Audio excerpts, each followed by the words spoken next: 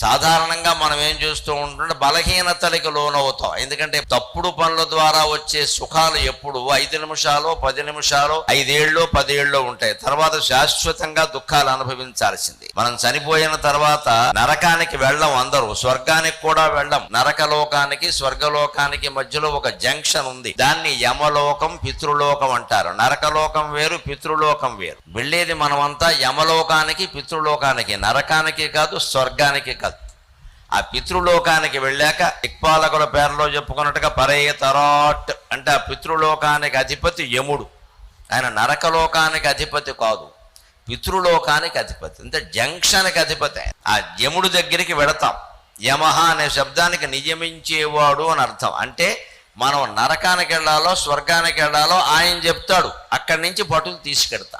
అంచేత పితృలోకానికి వెళ్లకుండా ఎవరు నరకానికి కానీ స్వర్గానికి కానీ వెళ్ళలేరు.